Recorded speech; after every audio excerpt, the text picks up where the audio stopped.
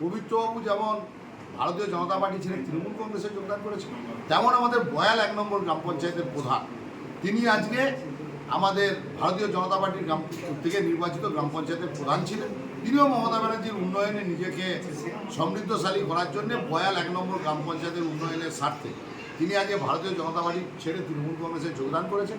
আমরা সবাই স্বাগত জানিয়েছি এবং ইউনাইটেড নন্দীগ্রাম আপনারা দেখতে পাচ্ছেন আমাদের সমস্ত নেতৃত্বরা একদম বুস্তরের সভাপতি থেকে অঞ্চল সভাপতি থেকে শুরু করে ব্লকের কোর কমিটির নেতৃত্ব, শাখা সংগঠনের নেতৃত্ব সবাই একত্রিত উজ্জীবিত।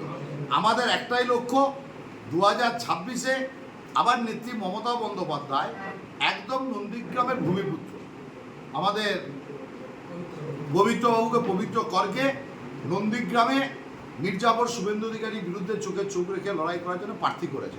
যদিও 1 নম্বর 2 নম্বরের আমরা বিভাজন জানি না, আমি আজকে নন্দীগ্রামে এসে যেটুকু জেনেছি যে নন্দীগ্রাম 2 নম্বর ব্লকে প্রায় 50 বছর পর আমাদের জাতীয়তাবাদী মানুষের প্রার্থী এমএলএ সিটের প্রার্থী হলেন নন্দীগ্রাম 2-তে। তো নন্দীগ্রাম 2-এর কর্মীরা উজ্জীবিত। তো আমরা 4 মে উইনিং সার্টিফিকেট নেওয়ার খালি সময়ের অপেক্ষায় 30,000-এর বেশি ভোটে পবিত্রবাবু নন্দীগ্রাম থেকে জয়লাভ করবে। এবারে ভাই ভোটের লড়াই এই এখানেই দেখবো।